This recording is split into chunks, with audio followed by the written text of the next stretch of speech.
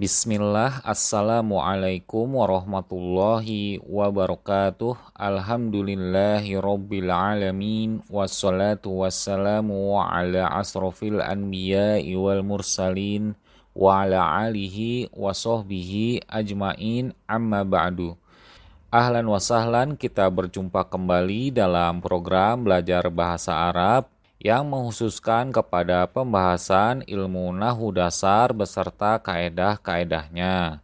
Dan untuk pembelajarannya akan dipandu dengan menggunakan kitab Mutammimah Jurumiyah, salah satu kitab referensi untuk mempelajari nahwu tingkat dasar secara ringkas dan menjadi landasan untuk pemula sebelum mempelajari kitab nahwu yang lebih tinggi.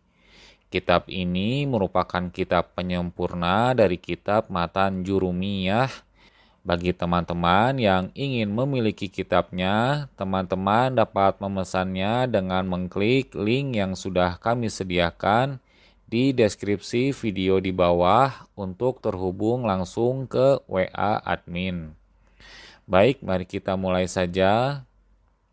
Materi video pembelajaran pada episode yang kedua ini yaitu tentang jenis kalimah yang kedua, yaitu fi'il beserta jenis-jenisnya. Sanian alamatul fi'li. Bagian yang kedua yaitu ciri-ciri pada fi'il. Wal fi'lu yu'rafu biqad. Kalimah fi'il ataupun kata kerja bisa diketahui dengan didahului oleh huruf qad, di mana huruf qad ini bisa bermakna telah ataupun terkadang.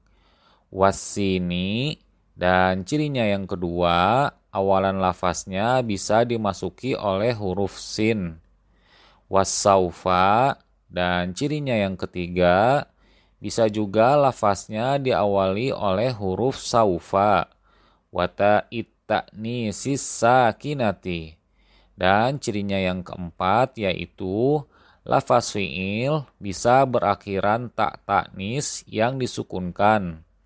Yang dimana biasanya huruf tak ta'nis ini dipakai untuk menunjukkan jenis gender perempuan pada subjek ataupun pelakunya. Dari ciri-ciri yang telah disebutkan penulis tadi, kita akan coba jelaskan lebih detail satu persatu ciri-cirinya.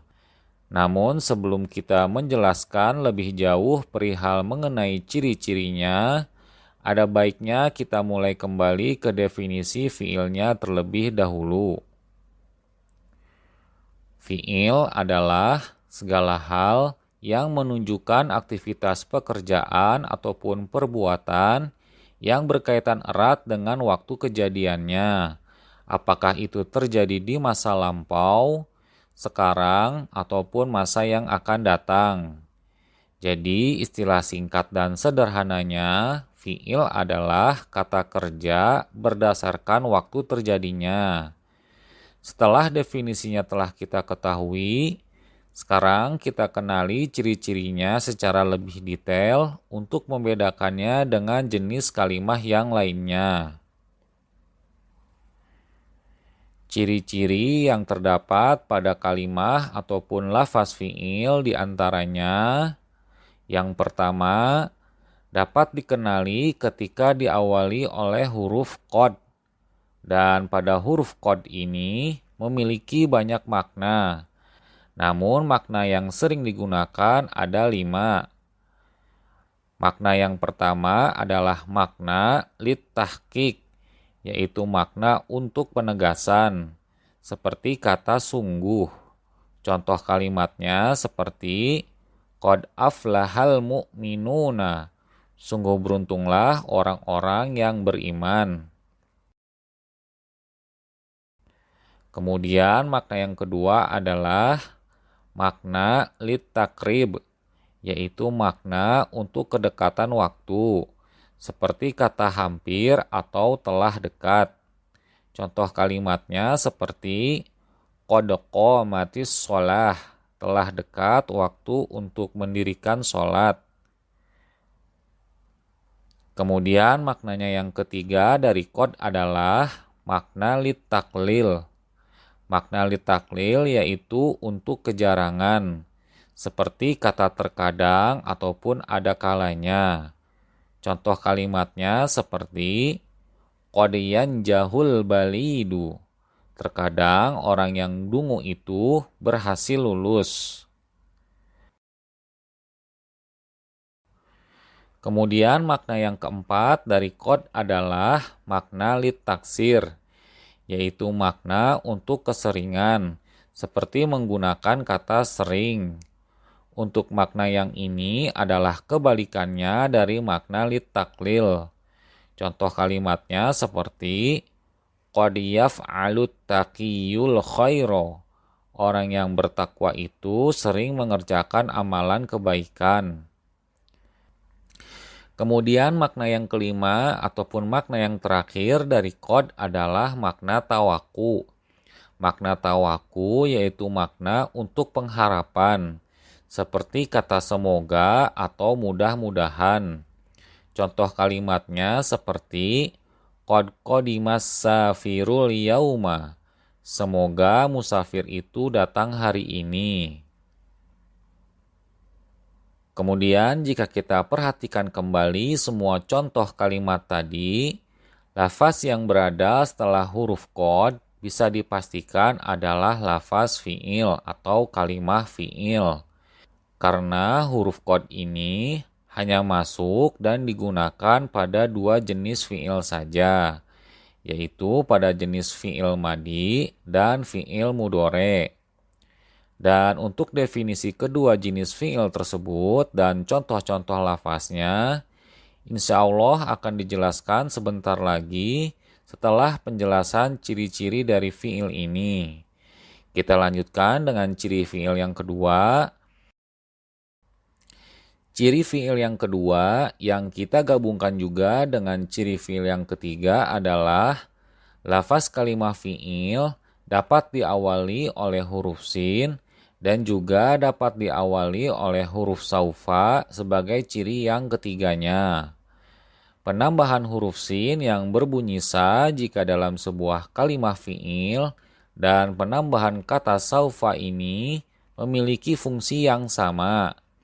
Fungsinya yaitu untuk menunjukkan kepada makna istiqbal ataupun makna waktu yang akan datang. Namun tentunya dengan rentang waktu yang berbeda.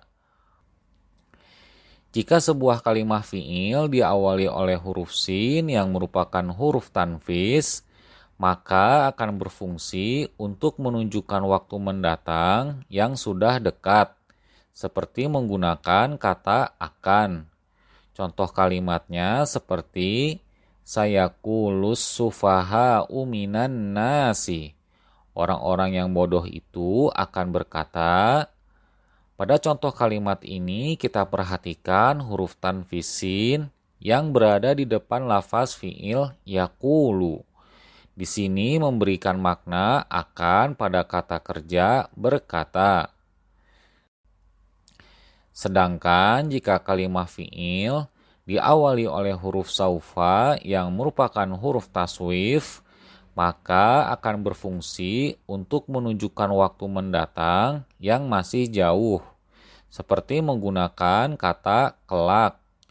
Contoh kalimatnya seperti saufa ta'lamuna. Kelak kalian semua akan mengetahui. Pada contoh kalimat ini kita perhatikan huruf taswif saufa yang berada di depan lafaz fi'il ta'lamu. Memberikan makna kelak pada kata kerja mengetahui. Dan dari dua contoh kalimat tadi, lafaz yang berada setelah huruf sin dan saufa bisa dipastikan adalah kalimah fi'il. Karena kedua huruf tersebut hanya bisa digunakan pada jenis fi'il mudhore saja. Tidak bisa digunakan pada jenis fi'il yang selainnya ataupun jenis kalam yang lainnya. Dan ciri yang terakhir dari kalimah fi'il adalah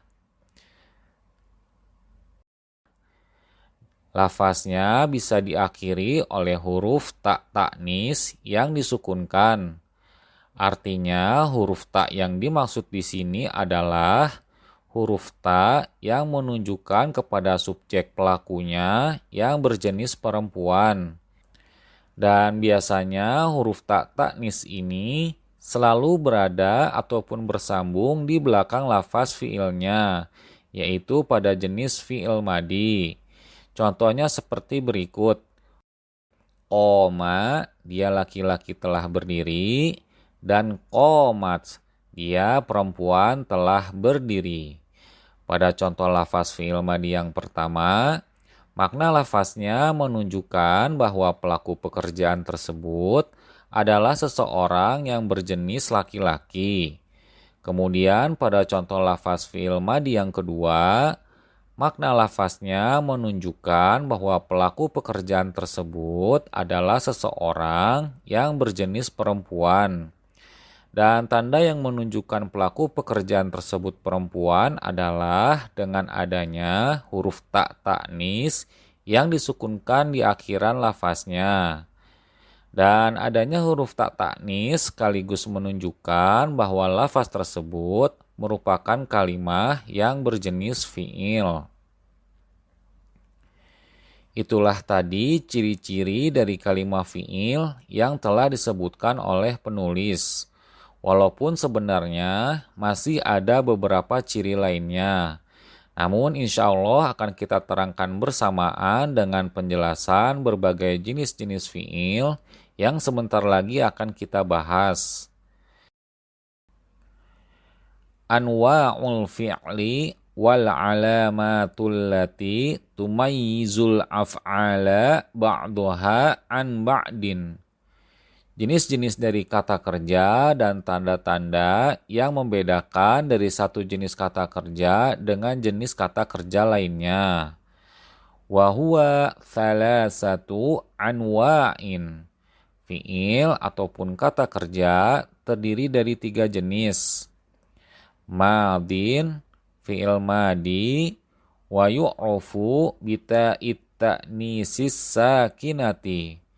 Fi'il madi bisa dikenali dengan masuknya huruf ta ta'nis yang bersukun di akhiran lafaznya. Nahwu, contohnya, qomat, ia seorang perempuan telah berdiri, wa qa'adat, dan ia seorang perempuan telah duduk. Wa minhu, dan diantaranya, ni'ma, wa bi'sa, wa laisa, wa asa, alal asohi.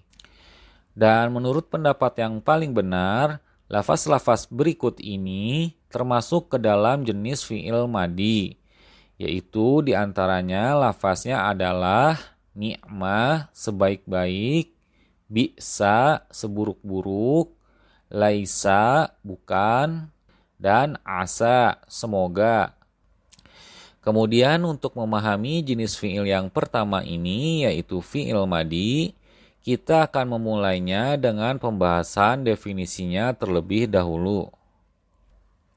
Fi'il madi adalah setiap lafaz yang menunjukkan hasil suatu perbuatan kerja di waktu yang telah lalu ataupun yang telah lampau.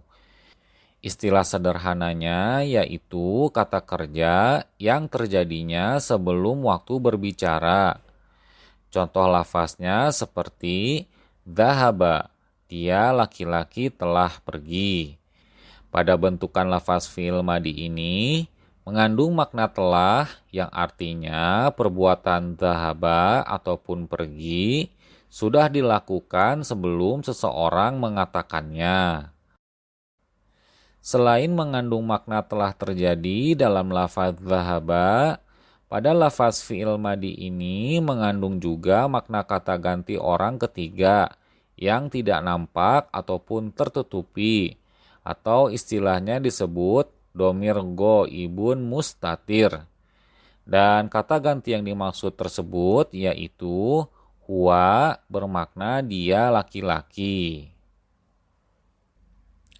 Kemudian ciri-ciri yang sering terdapat pada lafaz fi'il madi ini diantaranya bisa diawali oleh huruf qad yang berfungsi at-tahqiq ataupun sebagai penegasan, dan at takrib sebagai kedekatan waktu. Contoh kalimatnya seperti qad aflahal mu'minuna. Sungguh beruntunglah orang-orang yang beriman. Dan contoh yang kedua, qad qamatis sholatu. Telah dekat waktu untuk mendirikan sholat.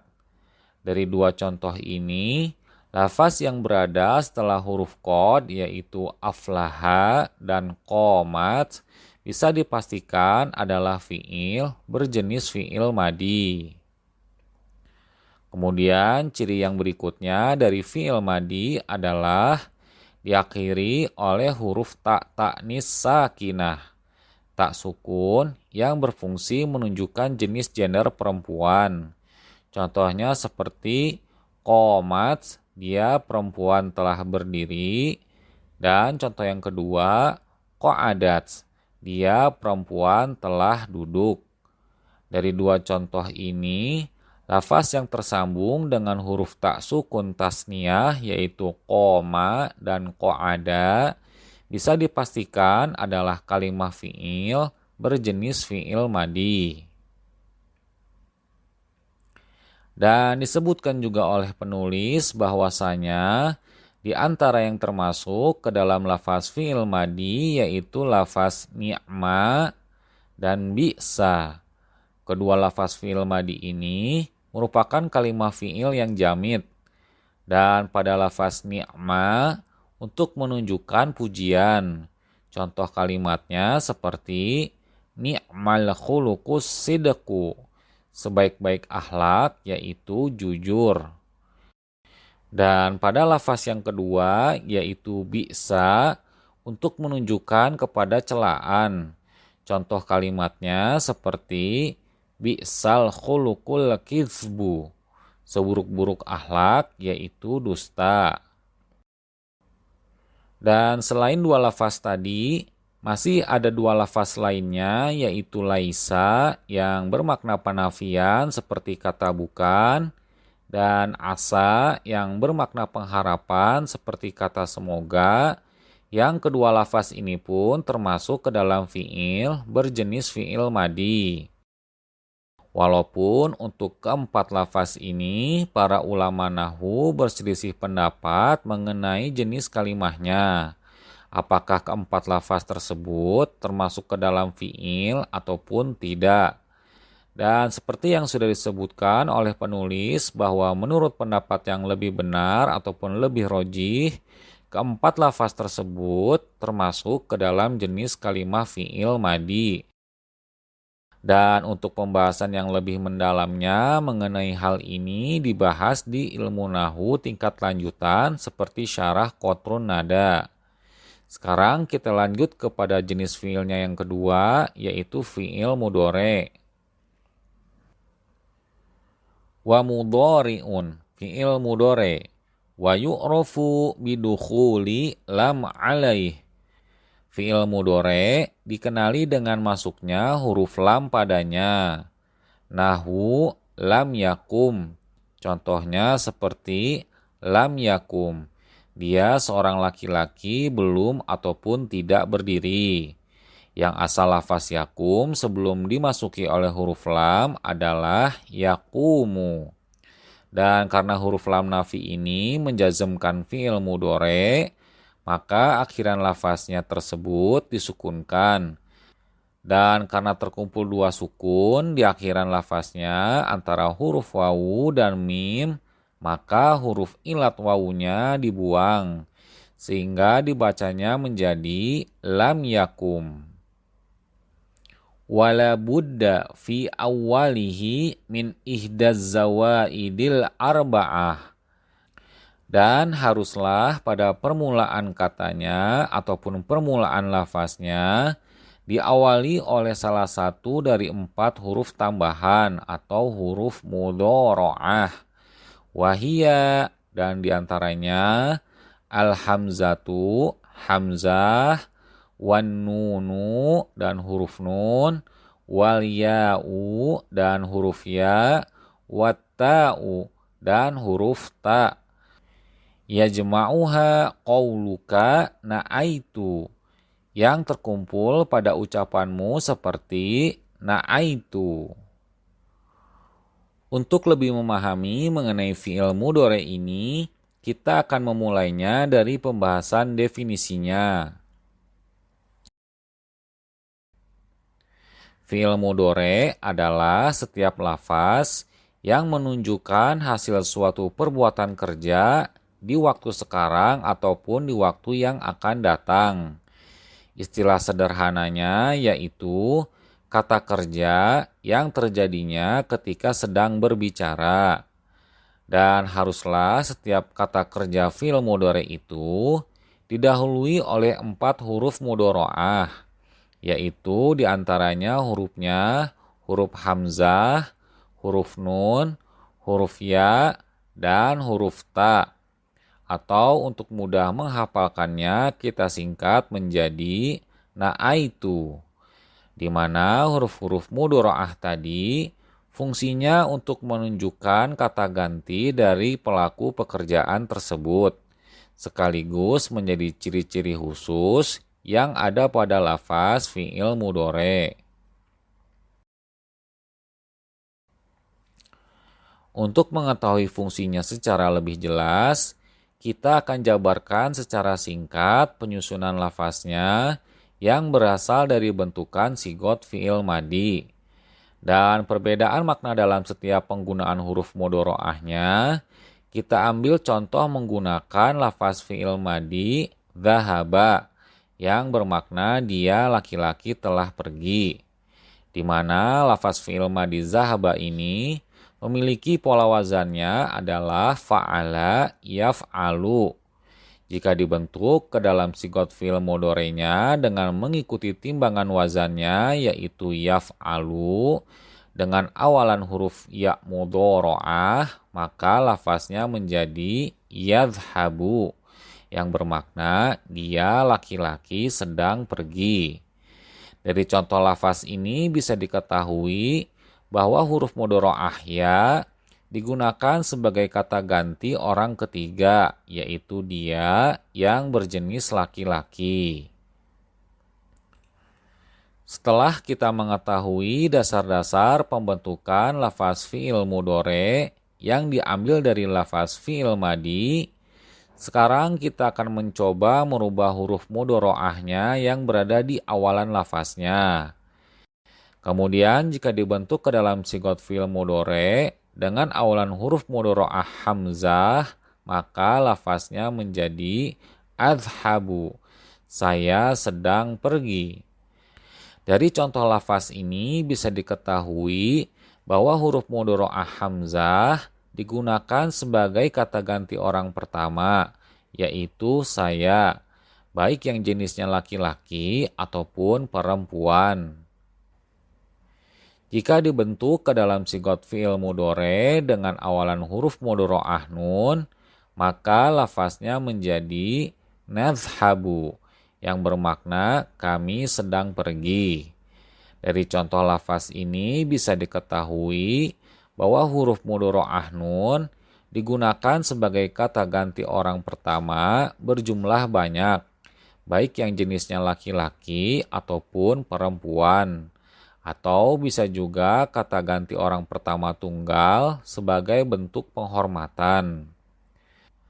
Dan terakhir, jika dibentuk ke dalam sigot fi'il mudhari dengan awalan huruf ta, maka lafaznya menjadi tadhhabu. Dia perempuan ataupun kamu laki-laki sedang pergi. Dari contoh lafaz ini bisa diketahui bahwa huruf mudhoro'ah ta digunakan sebagai kata ganti orang ketiga dia yang berjenis perempuan. Atau bisa juga digunakan sebagai kata ganti orang kedua, Anda ataupun kamu, yang berjenis laki-laki. Sekarang kita kembali kepada kitabnya.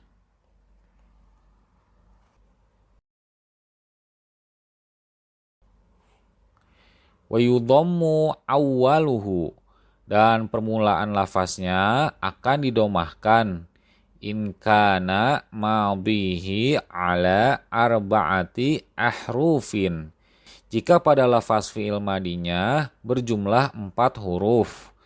Maksud dari permulaan lafaz di sini yaitu harokat pada huruf mudhora'ahnya adalah dibaca dhammah. Kadah roja yudah riju. Contohnya seperti pada lafaz dahroja, dia telah menggelincirkan, yudah riju, dia sedang menggelincirkan. Wa akroma yukrimu, dan lafaz akroma, dia telah memuliakan, yukrimu, dia sedang memuliakan. Wa farroha yufarrihu, dan contoh lafaz yang ketiga yaitu farroha, dia telah membahagiakan, yufarrihu, dia sedang membahagiakan. Wa qotala yuqatilu, dan contoh lafaz yang keempat yaitu qotala, dia telah memerangi ataupun dia telah membunuh. Yuqatilu, dia sedang membunuh ataupun memerangi. Dari penjelasan tadi, penulis memberikan contoh-contoh lafaz fi'il mudhore yang dimana huruf mudhora'ah awalannya dibaca dengan harokat dhammah. Di antara contoh lafaznya seperti dahroja yudahriju, yang merupakan bentukan dari fi'il rubai mujarrad dengan wazan fa'lala yufa'lilu. Fi'il rubai mujarrad sendiri definisinya adalah fi'il yang lafaznya tersusun dari 4 huruf asli tanpa adanya huruf tambahan. Kemudian contoh lafaz yang berikutnya akroma yukrimu, yang merupakan bentukan dari fi'il sulasi mazid dengan wazan af'ala yuf'ilu. Fi'il sulasi mazid sendiri definisinya adalah fi'il yang lafaznya tersusun dari 3 huruf asli ditambah 1 huruf tambahan.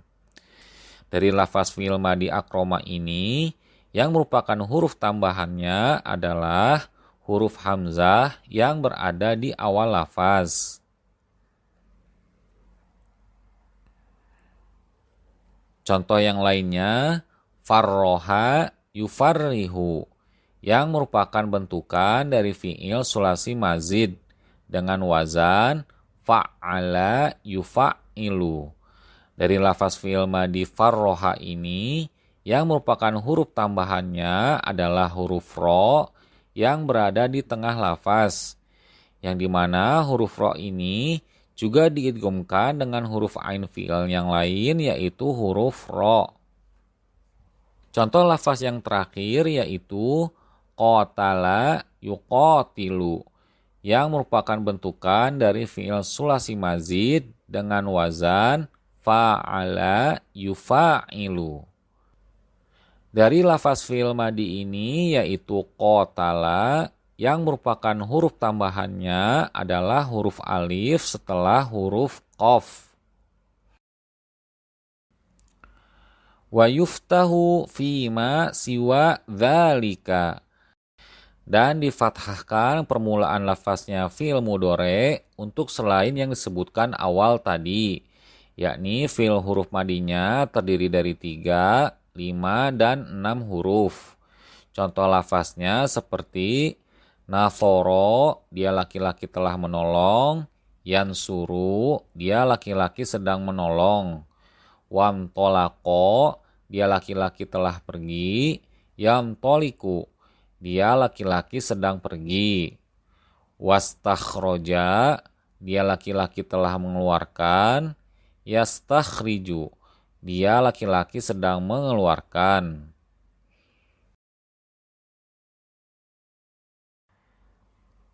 Dari penjelasan tadi, penulis memberikan contoh-contoh lafaz fi'il mudhore yang dimana huruf mudhora'ah awalannya dibaca dengan harokat fathah. Di antara contoh lafaznya seperti nasoro yansuru, yang merupakan bentukan dari fi'il sulasi mujarrad dengan wazan fa'ala yaf'ulu.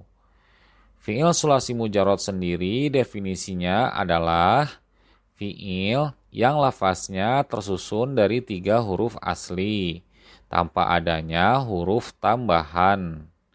Kemudian contoh lafaz yang berikutnya, intolako yamtoliku, yang merupakan bentukan dari fi'il sulasi mazid dengan wazan infa'ala yanfa'ilu. Dari lafaz fi'il madi intolako ini, yang merupakan huruf tambahannya ada 2 huruf, yaitu huruf alif dan huruf nun yang berada di awalan lafaznya. Contoh terakhir dari lafaz fi'il mudhari yang awalannya di fathah yaitu istakhroja yastakhriju, yang merupakan bentukan dari fi'il sulasi mazid dengan wazan istaf'ala yastaf'ilu. Dari lafaz fi'il madi istakhroja ini yang merupakan huruf tambahannya ada 3 huruf, yaitu huruf alif, huruf shin, dan huruf ta yang berada di awal lafaz. Dan dari pengenalan 2 jenis fi'il tadi yang telah kita bahas, kita bisa mengetahui bahwasanya lafaz fi'il madi ada yang dibentuk dari 3 huruf asli dengan istilahnya fi'il sulasi mujarrad seperti contoh lafaznya dhahaba dari wazan fa'ala. Kemudian ada juga yang dibentuk dari 4 huruf asli atau istilahnya fi'il rubai mujarrad seperti contoh lafaznya dakhroja dari wazan fa'lala. Dan ada juga yang menggunakan huruf tambahan seperti sulasi mazid. Lafaznya seperti farroha dari wazan fa'ala. Khusus untuk pembahasan detail mengenai ini, silahkan disimak pada video pembelajaran tasrif dari kami untuk lebih memahaminya. Karena jika dijelaskan lebih terperinci, akan memakan waktu yang panjang dikarenakan melebarnya pembahasan. Dan akan lebih tepat juga jika pembahasannya di satu pertemuan khusus seperti ilmu tasrif yang banyak keterkaitan dengan wazan dan penyusunan sigot lafaznya. Sekarang kita lanjut ke jenis fi'il yang ketiga, yaitu fi'il amr. Wa amrun wa yu'rafu bidalalatihi ala talabi.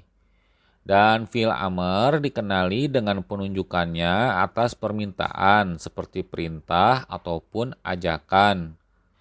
Wa qabulihi ya al-mukhatabati. Dan penerimaan lafaznya terhadap huruf ya di akhir kata yang menunjukkan bahwa lawan bicara adalah seorang perempuan. Nahu, contohnya seperti kumi, berdirilah engkau seorang perempuan, wadribi, pukullah olehmu wahai seorang perempuan. Wa minhu hati wa ta'ala alal asohi. Dan menurut pendapat yang paling benar, kata-kata berikut ataupun lafaz-lafaz berikut termasuk ke dalam fi'il amr, seperti hati, ambilkan, dan ta'ala, kemarilah. Dari tulisan penulis tadi, maka dapat disimpulkan bahwa definisi dari fi'il amr adalah lafaz yang menunjukkan arti perintah ataupun permintaan kejadian di masa yang akan datang. Dan biasanya yang memerintah kedudukannya secara sosial lebih tinggi dari yang diperintah. Lalu ciri keumuman lainnya dari fi'il amr ini adalah keadaan huruf akhiran lafaznya yang selalu disukunkan, seperti pada lafaz uktub, isma, dan idrib. Akan tetapi ada pengecualian dari kondisi sukun tersebut jika lafaz fi'il amr ini bersambung dengan huruf lain seperti huruf nun taukid sakillah, seperti pada lafaz isma'anna, dengarkanlah. Atau dikecualikan juga jika huruf terakhir dari fi'il amrnya tersebut berupa huruf ilat seperti huruf alif, wawu, dan ya. Maka huruf ilatnya tersebut dibuang sehingga tidak ada huruf akhir yang disukunkan. Contohnya seperti pada lafaz urju, berharaplah, dan irmi, lemparlah. Kemudian untuk pembentukan lafaz fi'il amr ini sendiri dibentuk dari sigot fi'il mudhore. Dengan cara kita membuang huruf mudhoro'ahnya, kemudian kita sukunkan huruf akhirannya, dan karena huruf awalnya menjadi sukun dan susah untuk dibacanya, maka ditambahkanlah hamzah wasol ataupun hamzah qoto di depannya. Kita ambil contoh seperti pada lafaz fi'il mudhore yadhhabu yang bermakna dia laki-laki sedang pergi. Jika ingin diubah menjadi lafaz fi'il amr yang berwazan if'al, maka bentukan fi'il amrnya menjadi idhhab, pergilah. Lalu penulis kitab ini menjelaskan juga bahwa salah satu ciri dari lafaz fi'il amr ini adalah bersambungnya dengan huruf ya muannasah mukhatabah. Huruf ya muannasah mukhatabah yaitu huruf ya yang menunjukkan kata ganti orang kedua perempuan berjumlah tunggal, atau bisa diartikan sebagai lawan bicara perempuan tunggal, seperti kata ganti kamu perempuan. Contoh lafaznya seperti kumi, berdirilah engkau seorang perempuan, dan idribi, pukullah olehmu wahai perempuan. Pada kedua contoh lafaz tadi, sebenarnya terdapat huruf nun yang termasuk ke dalam huruf af'alul khomsah. Akan tetapi huruf nun tersebut dihilangkan ataupun dibuang karena lafaz fi'il amr tersebut bersambung dengan huruf ya muannasah mukhatabah yang dimabnikan dengan sukun dalam posisi dirofakan sebagai fa'il ataupun pelaku yang diperintahkan. Demikianlah materi pembelajaran dari kitab Mutammimah Jurumiyah, pembahasan episode kedua mengenai definisi fi'il, ciri-cirinya, dan juga jenis-jenisnya. Kami mohon maaf jika dalam penyampaian video ini terjadi kekeliruan ataupun hal-hal yang tidak berkenan. Dan jika ada materi pembahasan yang terlewati, teman-teman bisa melihat video sebelumnya yang ada di daftar playlist video pembelajaran Mutammimah Jurumiyah pada channel ini. Saya mohon pamit undur diri. Subhanakallahumma wa bihamdika asyhadu alla ilaha illa anta astaghfiruka wa atubu ilaik. Assalamualaikum warahmatullahi wabarakatuh.